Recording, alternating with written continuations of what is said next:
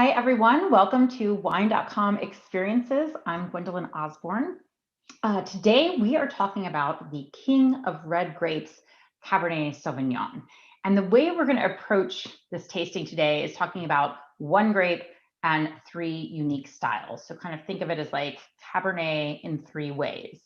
And I'll get into that in a moment. But first, if you did already purchase the wines ahead of time from Wine.com, please go ahead and get those open. Pour them each into a glass if you can. This is the kind of tasting where you really want to have a separate glass for each wine because it's kind of a compare different styles of this one grape variety. So you got 3 glasses for these 3 wines, please go ahead and do that. If you don't have the wines, totally fine.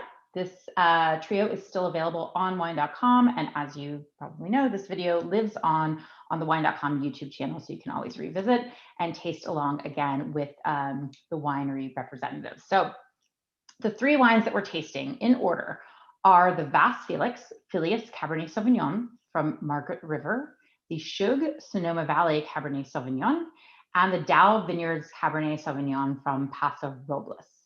And so I kind of want to talk a little bit about the idea behind this tasting and these 3 styles. We want to show you that one grape variety can offer a spectrum of styles based on where the grape is grown and other choices made in the vineyard and the winery. So we've selected 3 wines that kind of showcase different characteristics of Cabernet, and we've given them the labels of earthy, structured, and rich. But I want to define them a little bit beyond these single words we've given to them. So earthy refers to Cabernet that has firm tannins. The fruit's a little bit more subtle, and then it's kind of, there's layers of earth notes. And when I say earth, I don't mean like just dirt, which some people think of when they think of earthy. I'm talking more about dried flowers, fresh herbs, cedar, tobacco, different things from the earth. And a lot of times you get these wonderful layers of these different spices and notes like that with the fruit, and the fruit isn't quite in the forefront. So that's how we define our earthy. In our middle, we have structured. And that's not to say that the other wines we're tasting don't have structure. They do. This kind of refers to that balance between the fruit. You're going to get a little bit of riper fruit than maybe the earthy. You're still going to have some of that cedar, tobacco, and of course, good backbone of tannins.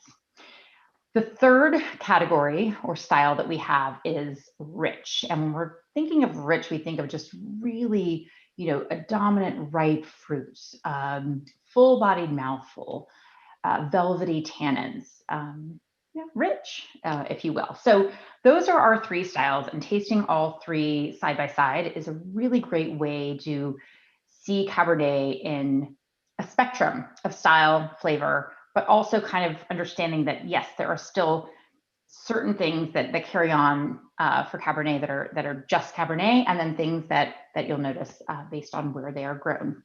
So let us bring in our guests now, who will be able to talk a lot more about these wines and the influences behind these styles. From Vasse Felix in Australia, we have Chief Winemaker Virginia Wilcox making her 2nd appearance. Hi, Virginia, welcome. Thank you so much for being here. Good morning. Good morning for me, sorry. Good evening. It's Australia and summer. Axel Schug, representing Schug Winery, managing partner. Axel, hello, welcome to you. Good afternoon. And winemaker and co-proprietor of DAOU Vineyards, Daniel DAOU. Hello, welcome. Thank you for being here. Thank you for having me. Okay, so thrilled that you're joining us today to kind of talk about Cabernet and I don't know if I want to say compare and contrast, but just kind of talking about the uniqueness of this grape and how it represents where it comes from, which is one of the great things about wine. I mean, we're all talking about grapes, right? And then the unique differences that come through with so many factors. So let's introduce Cabernet as a grape. I wanted to start with that from each of you. If you just kind of give me a couple sentences about what do you love about this grape? What makes it unique? What stands out? So Virginia, throw that to you first. Yeah, look, there's so much. I mean, it's called the king of red grapes for a reason, right? But it does have many guises around the world. But for me, my my most passionate Cabernet is the beautiful transparency, the power of perfume, and the power on the palate. So for me, I think you can get beautiful transparency, beautiful shape and space within Cabernet, but it never loses its power.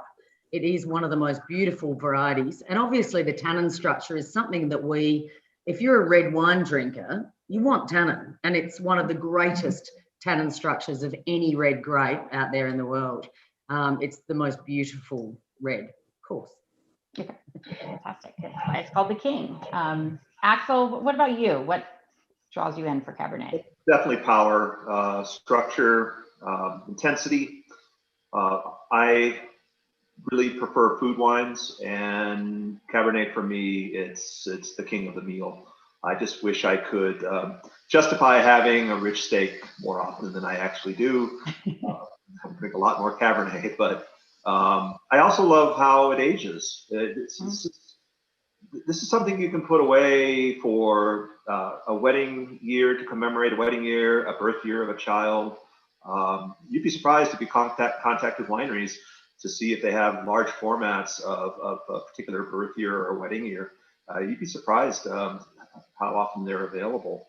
And, to be able to open something that, 25, 30 years old, they don't all age that long, but that doesn't mean they go over the hill. I mean, I'm well into my 50s, and I'm, a little over the hill, but, I would gladly drink a wine from my birth year, and except for all of its elegance and flaws. Yeah. Well, you're looking fabulous.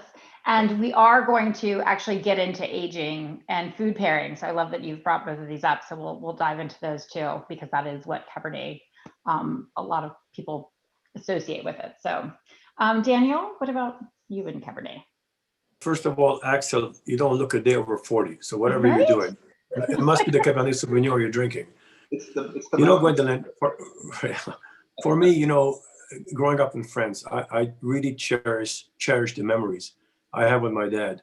We'd go down to the cellar and get an older bottle of wine, and we would reminisce on the year.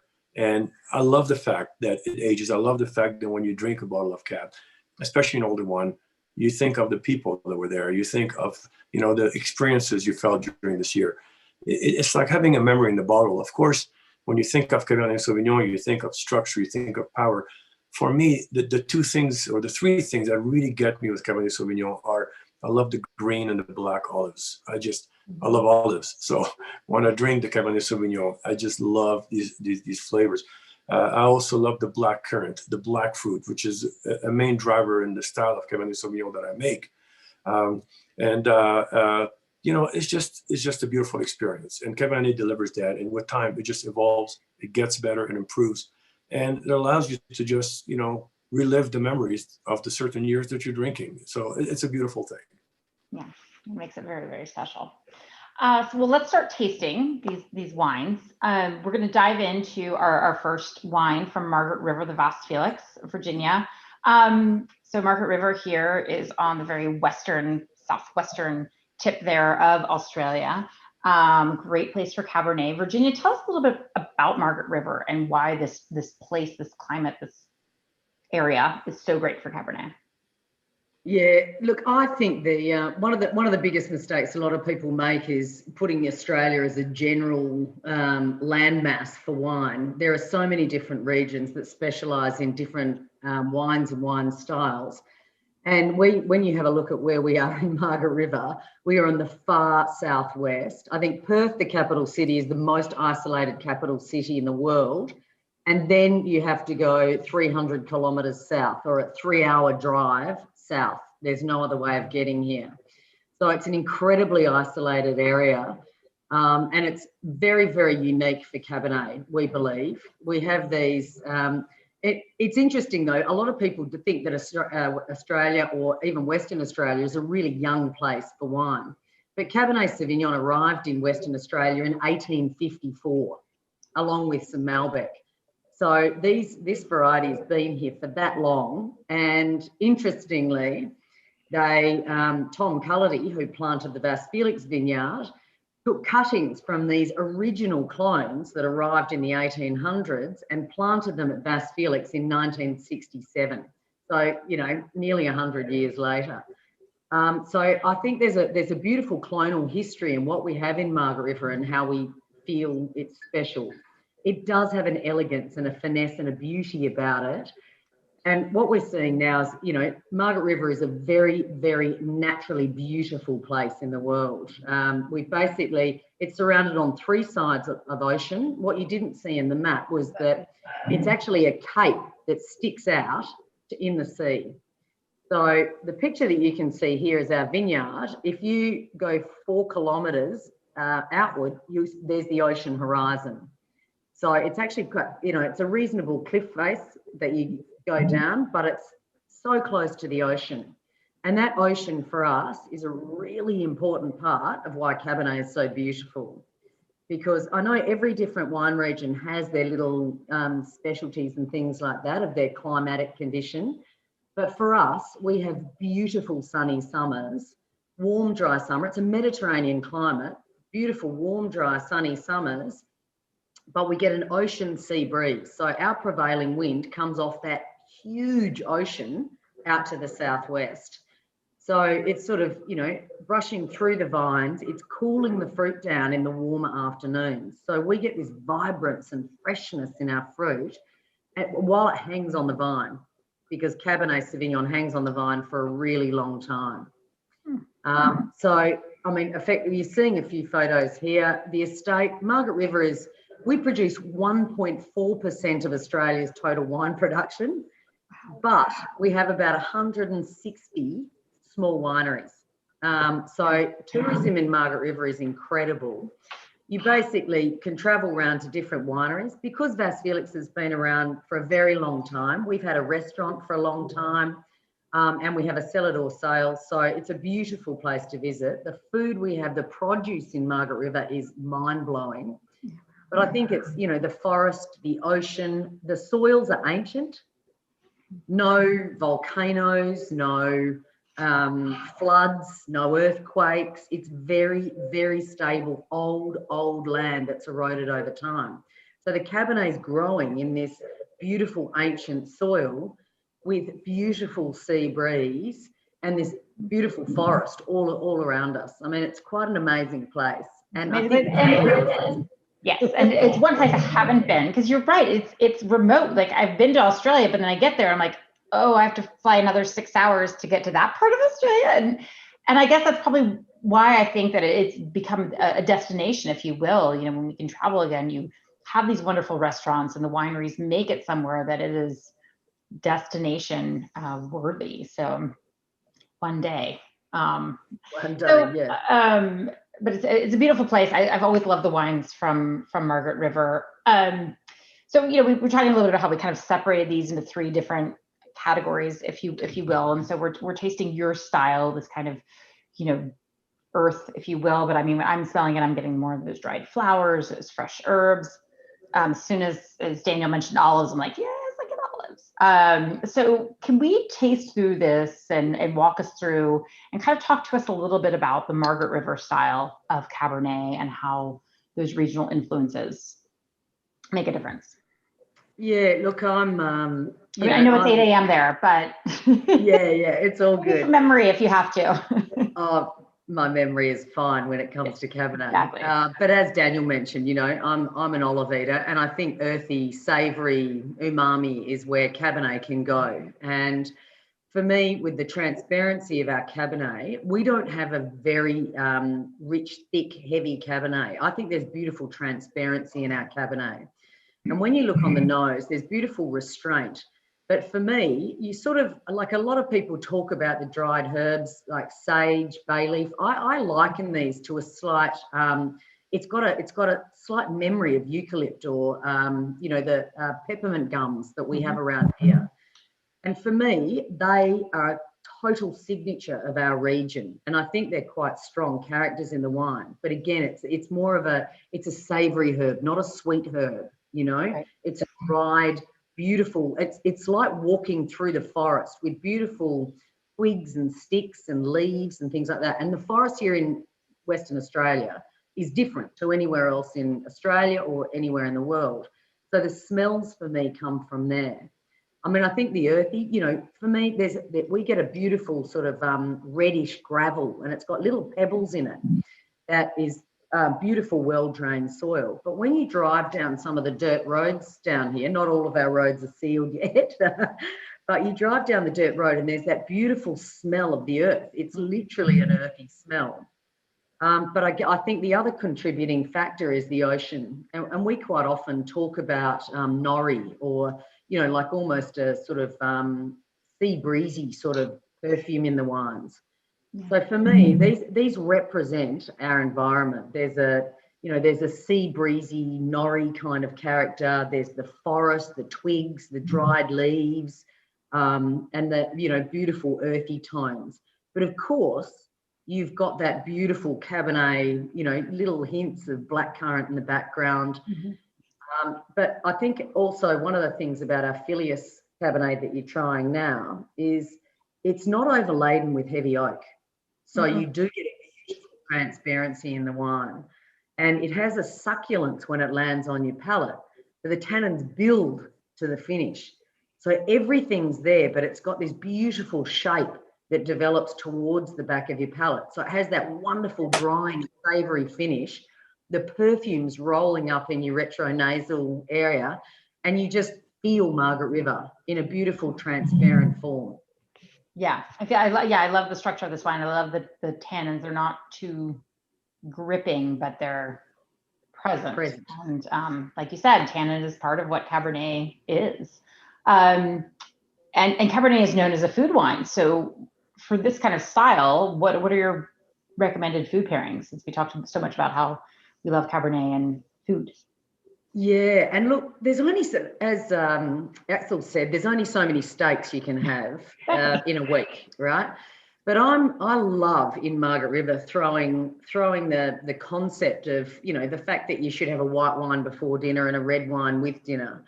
We make incredibly powerful Chardonnays, and we've got, you know, beautiful seafood and poultry and all sorts of things. So for me, I love opening a Cabernet at the start of a meal with a charcuterie plate, you know, beautiful salamis, dried meats, all that kind of stuff. And I think our Cabernet is not so heavy that it's going to slam you too hard at the beginning of a meal. Yeah. So it's a beautiful introduction. Start with a Cabernet, beautiful charcuteries, and then have a Chardonnay with your, you know, chicken or fish or whatever you might have for a main meal.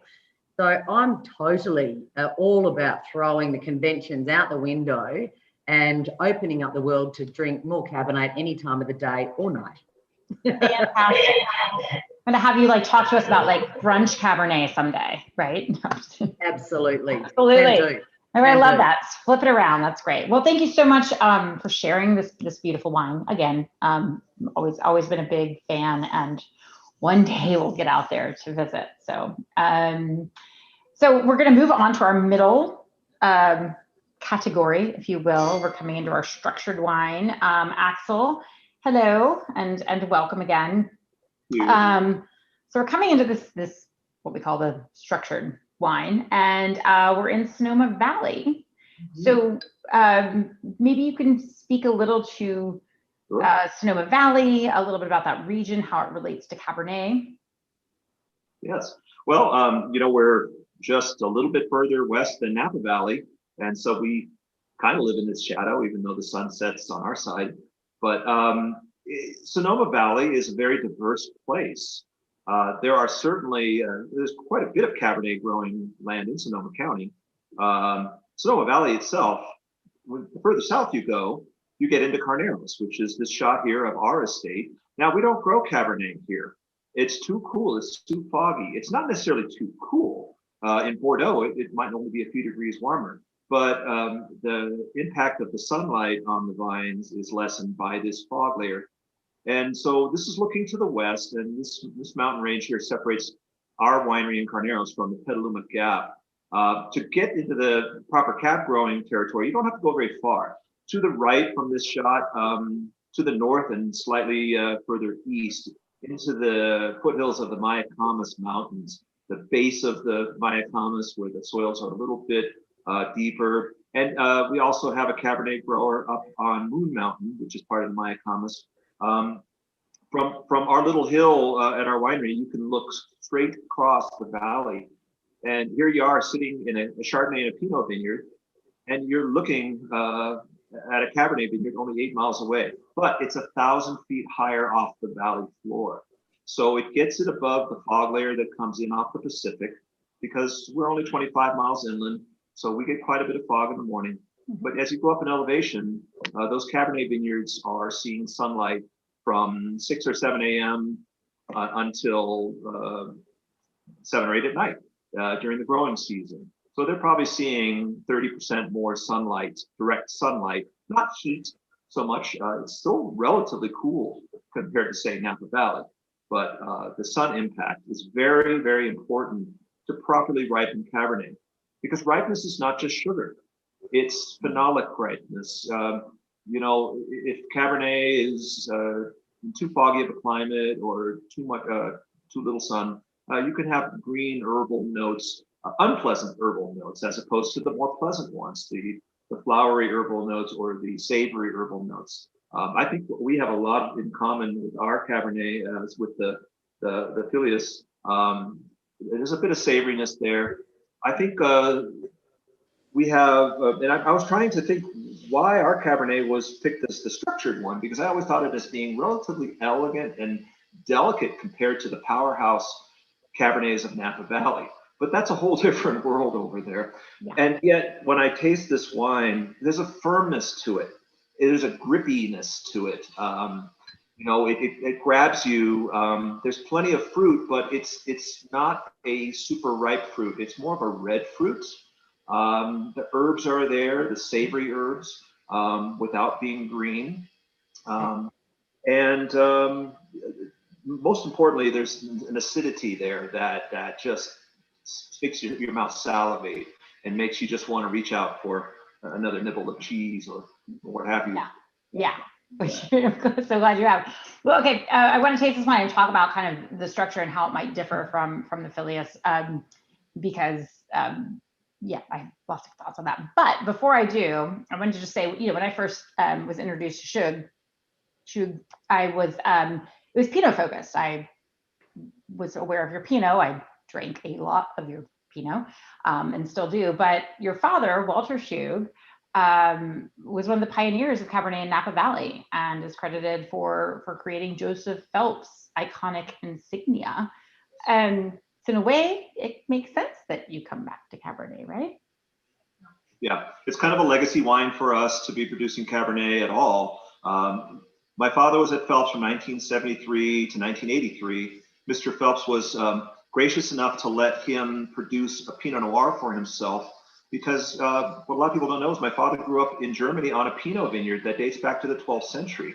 So if there's any one great love in our family, it's Pinot Noir because of that history and legacy. And yet I grew up with these wines from Joseph Phelps. I was in my early teens. Boy, I could make a real impact at a high school party with a bottle of insignia, I'll tell you right now. I just love that you said high school party right now. I'm just very we still have many of these wines in our cellar. I mean, these wines are approaching 50 years old on some of the early vintages. So after my father left Phelps, and that was a wonderful picture there. That was my father with Joe Phelps and Joe Heitz. Joe Heitz was the neighbor just up the road. So that was when they were building the winery. And, you know, Mr. Phelps, he wanted to explore all the styles, all the classic great wines of Europe, specifically France, and show that it could be done in the Napa Valley. This was before really Napa or California really sought its own identity for each grape variety. Things have changed a lot. Cabernet no longer in California necessarily strives to mimic Bordeaux. But back then in the early 70s, that was your benchmark. That's what you did. How can we make our wines appeal to that, forget about the customer, to appeal to oneself, if that's what you are familiar with. So yeah, Mr. Phelps gave my father a wonderful opportunity to seek out vineyards that he felt could duplicate Bordeaux. Of course, just the Cabernet alone wasn't going to make it happen. So of course they had a little bit of Merlot available in those days. Our Cabernet here that we're having is typically 75 to 78% Cabernet, 15% Merlot, give or take a few percent in any vintage, and then a little bit each of Cabernet Franc, Petit Verdot, and Malbec. So all 5 of the Bordeaux grape varieties. Back in the 70s, they were lucky if they could get the Cabernet Franc. So typically those early wines had just the 3 varieties. When we moved out on our own after my father left Phelps officially in '84 to focus on Pinot entirely, it didn't take long before there was a little bit of a yearning to add Cabernet back to our portfolio. But we wanted to make it express where we are now located. Sonoma Valley is distinctly cooler than Napa Valley. Maybe and actually much cooler than Alexander Valley, which is part of Sonoma County. But Sonoma Valley proper is relatively cool. So we wanted to embrace the red fruit characteristics. We wanted to embrace the acidity. And we may even go a little bit further there. We could certainly get these grapes a lot riper if we wanted to. But, we wanted to retain this kind of a legacy style here, kind of a throwback, if you will, to those early years of pioneering Cabernet in California. Not trying to imitate Bordeaux. I love Bordeaux, and it's a lot like this, and it's nothing like this. It's yeah. Yet I think that the style we've captured here at least gets us a little closer without throwing our own regional identity out the window. Well, yeah, I mean, and this is kind of, we call it the structured, which to me is a middle. I mean, you've got a little bit in that earthy, you've got a little bit in the rich, although you were talking about the ripeness of the fruit. And for me, I often describe wines by a ripeness of fruit. So you've got dried fruit and ripe fruit and baked fruit. And this to me is almost like fresh, it's not quite ripe or overripe. It's that fresh kind of category. But let's taste through this because we're in this kind of middle style that I kind of loosely described. But I would love to kind of taste the wine, and as we do, just like you were already talking about a little bit, but talk about that Schug style and the Sonoma Valley part of it, and everything as we taste. Yeah, well, we're a European family. The irony is that yes, we're from Germany, and yet why don't we make a bunch of Riesling? Well, we don't want to be too categorized, but my father grew up on a Pinot Noir vineyard, so. But with the Cabernet, we still, I guess what I'm getting at is we want to make sure that our style of winemaking reflects our European heritage and roots. And by that, I mean, we want this wine to pair well with the meal. This might be a little bit tough as a casual sipper, as prior to dinner, unless you've got a little bit of cheese and nibbles here. I got my charcuterie here, Victoria. But yeah, because of that acidity, the wine really demands something savory on your palate. And I think, and I married a chef. My wife, Christine, has been our winery chef for decades. And so really, our marriage is about marriage of wine and food. And it sounds like a cliche, but I love wine with the meal. There's so many other things I would rather drink when I'm not having a meal. A cocktail or a beer, but I have to have food. That is something that I really get here is that salivating, that acidity. I am salivating, and so for you who might be tasting at home with us, one great way to recognize when you have a high acid wine is you'll just kind of salivate. You usually feel that like on the sides of your mouth, kind of like drooling. And it's just you're salivating. Whereas tannins are kind of the opposite. They're like sucking that. Sucking your saliva away, and this to me has that balance a little bit of both. So you're talking about the food. What do you have with this? Again, you're having steak once a week. So give us what else you're having the next 6 nights. Well, I'm looking if I get steak once a month. Okay. Well, with this style of Cabernet, one of our favorite things is game hens, brine game hens. They're surprisingly rich and dark and earthy tasting. You can absolutely pair this with game hens. My wife likes to brine the bird with tea, a tea brine, and sometimes she'll put the lapsang souchong, the smoked tea, in there. and that'll give that bird a really chestnutty kind of a look. And then you pair that with a ragu of mushrooms, for example. Actually, one of the recipes on our website, she has a lot of recipes posted in her cookbook on the website. There is, well, I won't talk to the protein. That's actually a bruschetta of beef, but the accompaniment with it is a Greek lentil salad.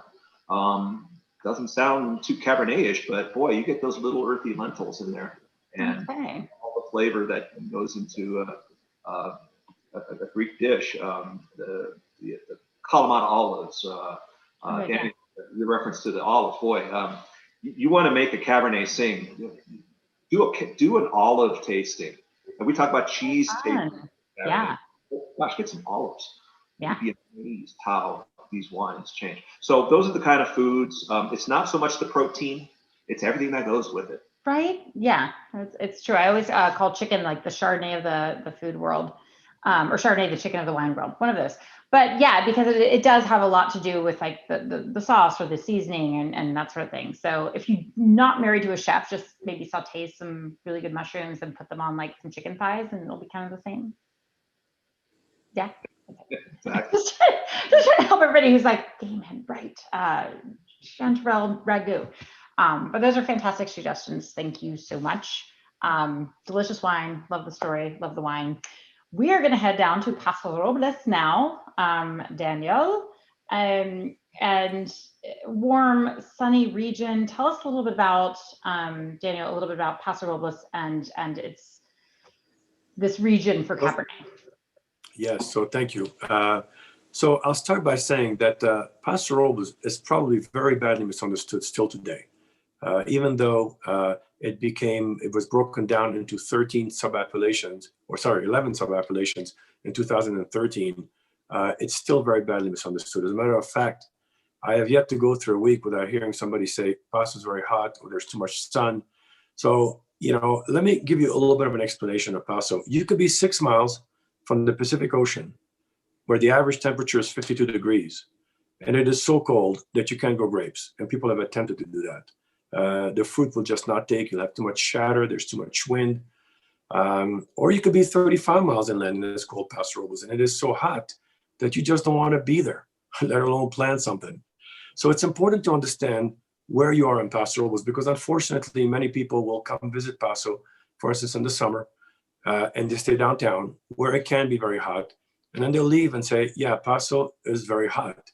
That would be the equivalent of somebody going to Carneros, leaving there and trying to comment that Sonoma and Napa together are too cool to grow Cabernet Sauvignon.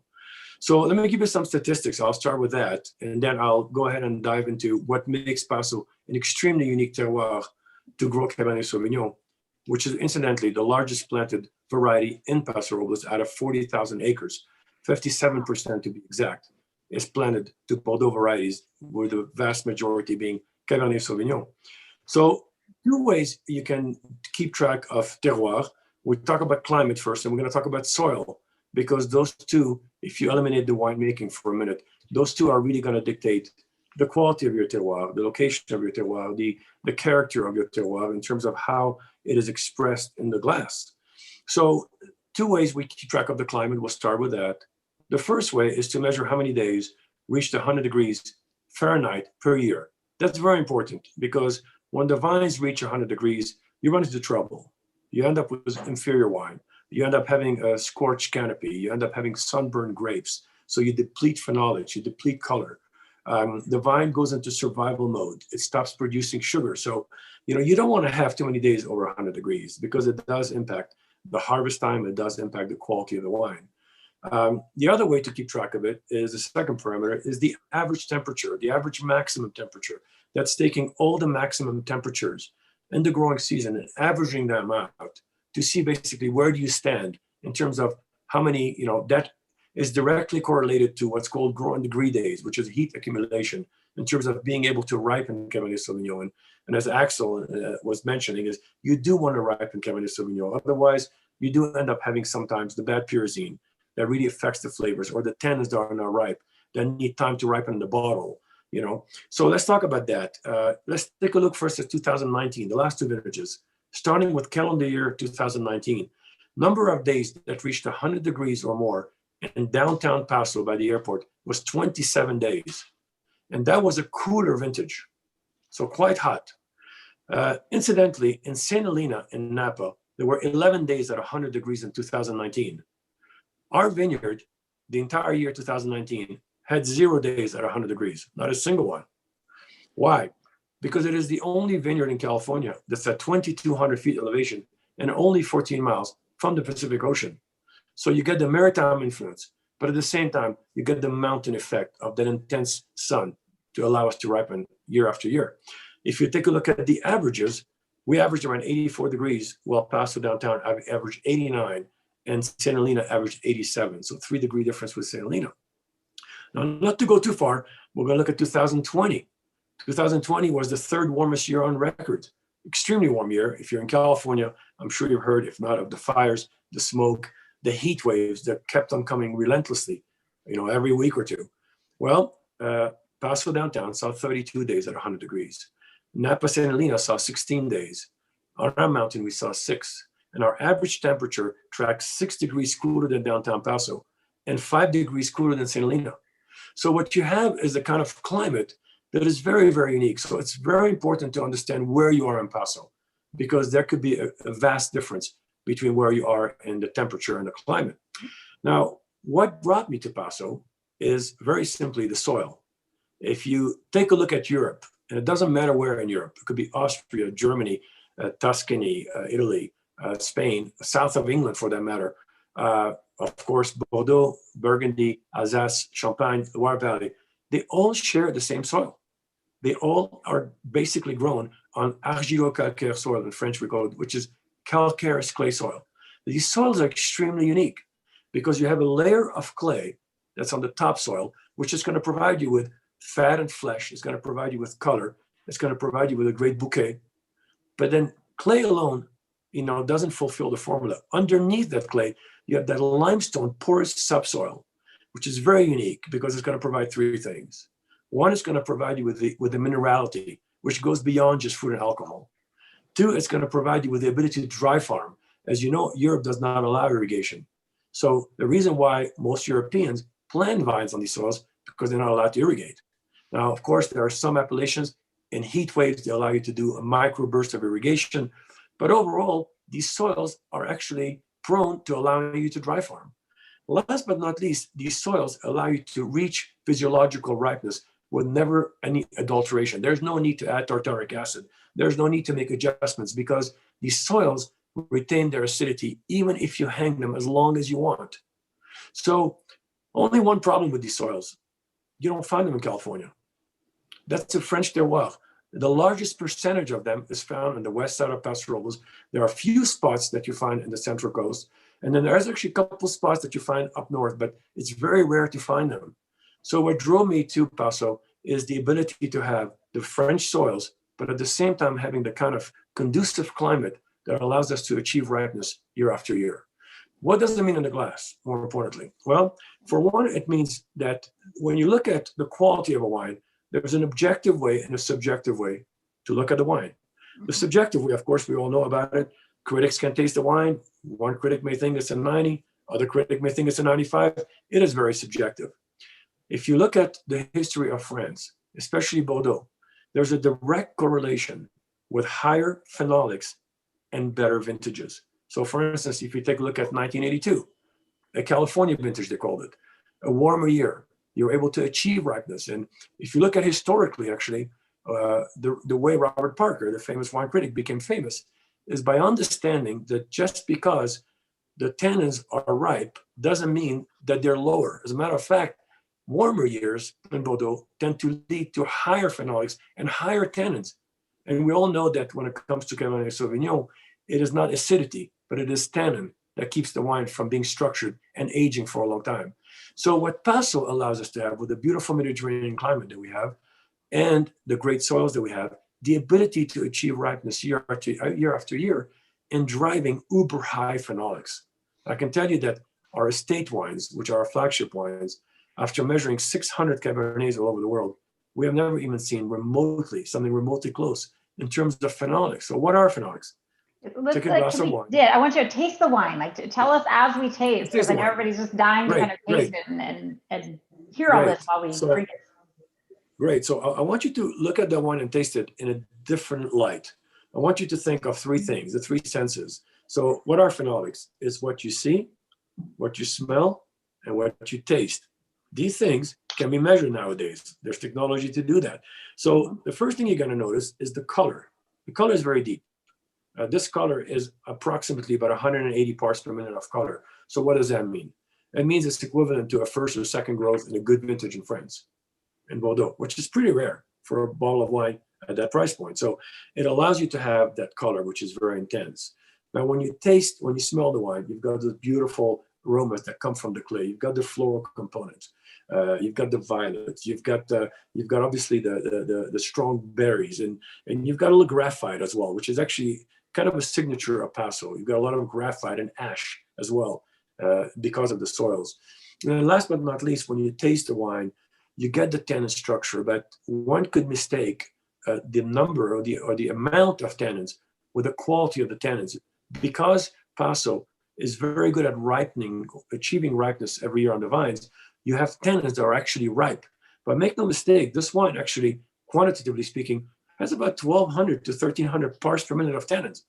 That is actually probably the 1 percentile of cabs out in the world today, which is very high, but you don't taste it because you're able to reach that physiological ripeness, which therefore ripens these tannins extremely well. And therefore they taste silky, they taste integrated because they don't need to ripen in the bottle. That's what's unique about Paso. And so people taste this wine, and yes, the richness comes through without a question. I think the signature of Paso is richness. What I like about the Paso cabs is I love blueberry and blackberry in my cabs. You know, it's some people like red, and there's nothing wrong with that. But I'm just the kind of winemaker that I love to drink and taste the blueberry and the blackberry fruit. And that is very prominent in this Cabernet. Yeah. You do taste the blackberry fruit. And yeah, as Axel was saying, from a phenolic maturity standpoint, when you pick before ripeness, you get red fruit. When you pick at ripeness, you get blue fruit. But when you pick past ripeness, not by a lot, that's up to the winemaker's profile, you get that black fruit. So I tend to always pick at ripeness and a little bit past ripeness to get the character of the blue and the black fruit in the Cabernet Sauvignon. And I love it. And was it chemical engineering that you did before? No, computer engineering. Computer engineering. Was your brother chemical? Yes. It was computer and was electrical. Electrical, correct. I was just checking because your chemistry is amazing. Which a lot of wine is chemistry, which is one of the things we love about it. This is delicious. So this style of Cabernet, I mean, we're talking about the food for each person, and what would your go-to pairings be for this wine? You know, my grandmother, who was French, was a lousy cook. My mom was a great cook, but my grandmother was a lousy cook, and she only knew how to cook one thing: steak frites. So you can't take me away from steak frites. That's the only thing she knew how to cook. So we grew up eating it every time we visited her. So basically, I love to eat a steak fries, steak frites with the Cabernet Sauvignon. I think it's rich. I think it complements it. I love to, some people like to drink it and then take a bite and then drink it. I actually like to mix them together. So I like to actually put some bites in my mouth and then drink the Cabernet at the same time. I think the flavors just burst and explode, and it really just complements it extremely well. Now, if you don't like meat, or if you're getting tired of meat, I make fresh pasta. I love to make fresh fettuccine with some either peppercorn sauce on top or some fresh truffles. That complements this one extremely well. A little spice, a little savory. It's perfect. Correct. So to finish up, I have one last question for you. But thank you, Daniel. I mean, this is a beautiful, wonderful description. But to finish up, I kind of want to talk a little bit about longevity. We all kind of touched a little bit about Cabernet having the tannins and the structure and the flavor to last in our cellar, to evolve. But a lot of guests who came on asked a few different questions. I'm going to try to combine them, hopefully fairly well. But the main question was how do I know how long to age a Cabernet? What markers to look for? I mean, are you looking for price, region, winemaker, what are those markers for how do you know? And also like what happens? What happens as they age? What are kind of the evolution? And again, the big question was just like, how do I determine that ageability of a wine, and what to expect as it evolves? So Daniel, you're here. I feel like got an answer. Let's do this. So I'm going to give you two answers. The answer that I developed as a wine collector and the answer as a winemaker. I'll start with the wine collector one. I collected wine since I was 22 years old. And for years, like many people watching tonight, I would buy a bottle of Cabernet and I would go, how long can I age it? So I came up with this formula, which actually works. So buy a bottle of wine, open the bottle, and pour yourself a little glass and put the cork back. Don't take the air out and drink it. And the following day, pour yourself another glass, put the cork again, and keep doing that every day. For every day that the wine is drinking very good still, that wine is going to age about 5 years. That's the novice, very simple way to understand how long your cab is going to age.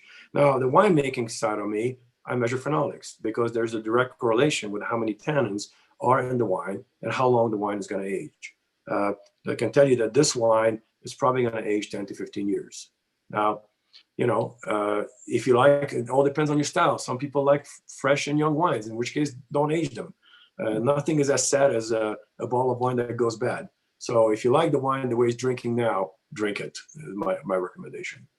Yeah, so as we've always said, like buy a case, drink one every year. When you love it the most, drink them all. But I like that idea of every day, although I'm just, so you know, that doesn't mean you stick the bottle with the cork in it in your cellar and you buy more of it. But yeah, those are great. Axel, what about you? Well, back to the analogy of how wine ages as we age. I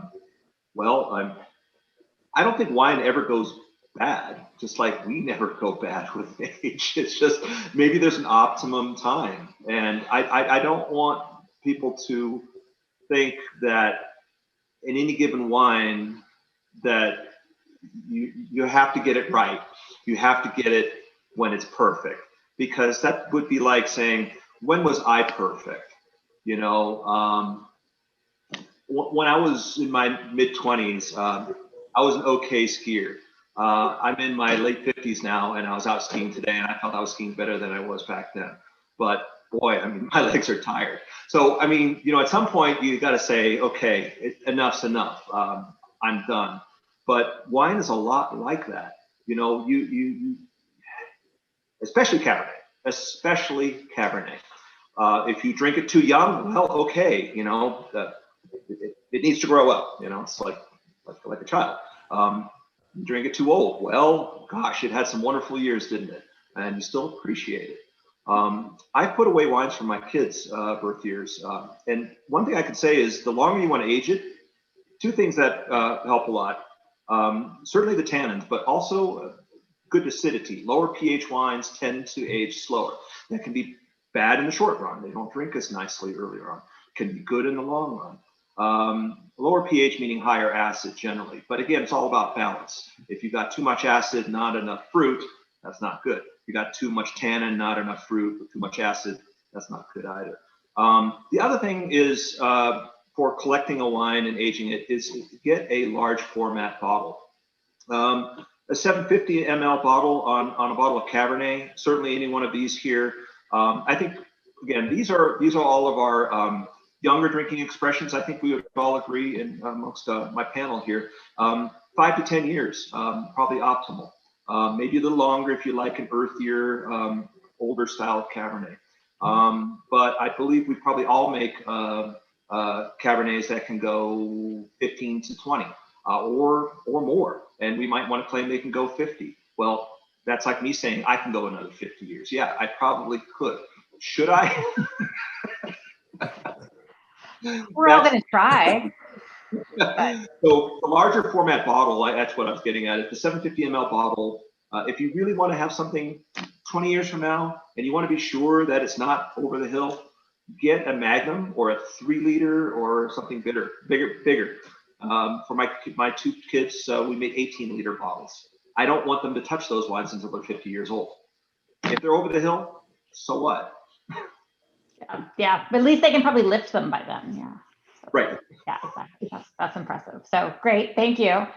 Virginia, any thoughts on like how somebody knows which wines to hold on to, which ones to drink, how to know? Yeah, look, I mean, there's no question that Cabernet Sauvignon's the greatest aging variety, and it does have everything to do with that phenolic tannin structure as a preservative, because Cabernet Sauvignon berries are the smallest, so therefore they have the highest volume of, tannin to pulp ratio, I guess. So for me, Cabernet Sauvignon, totally reliable, but I'd just like to add another, when I look at aging wines, I prefer to age more of the sort of savoury style of wines rather than the big fat fruity wines. I find the big fat fruity wines tend to get a little bit, the fruit develops fast. If they're overtly fruity, you'll see that fruit age. So more like a, fresh jar of jam, and then you open the lid and it's the smell of the lid, when it starts getting a bit old. I don't know if anyone leaves jam in their cupboard as long as I do. Yeah, but basically, my recipe is the more savoury styles do tend to age better for me, because my taste is all about a graceful aging process. And I find the more fruity a wine is, the steeper the fall. The more savoury a wine is, the more gradual the aging process. So that's kind of a rule of thumb for me. And I think everything the guys have said, for me, a young wine that's beautifully balanced and structured will age beautifully. If a wine's out of whack, if the tannins are overt and ridiculous, they're never going to be beautiful. They'll mellow a little bit, but they're never going to be amazing because they're out of balance with the wine. Right. So I think that's my kind of. No, I think that if the wine's unbalanced, mostly at any time, it's rare that it refines its balance. But I also want to kind of emphasize, just for whoever's tasting at home, that this is a lot about preference. And people often think, oh, this wine is supposed to age, I'm going to keep it. But if you love like a lot of fresh, wonderful fruit and everything, you might not like wine 20 or 30 years down the road. I've seen that with older champagne where somebody's like, oh, this is terrible. I'm like, oh my God, give it to me. You're not drinking that. So, just enjoy the wine. Don't try to focus on when you should, just when you like, I guess, is maybe the tip from kind of gathered from all of you, if you will. So thank you so much for sharing your wines. This has been a lot of fun. All wonderful examples of Cabernet, all really delicious, and I'm glad it's evening here to continue to enjoy them for myself. But thank you all at home who have enjoyed them. This trio is still available on Wine.com. And again, this will live on our Wine.com YouTube channel. And thank you again, Virginia, Axel, and Daniel. This was great. Appreciate your time. Cheers. Thank you very much. Stay safe. Really and well. Appreciate being here. Cheers. Cheers.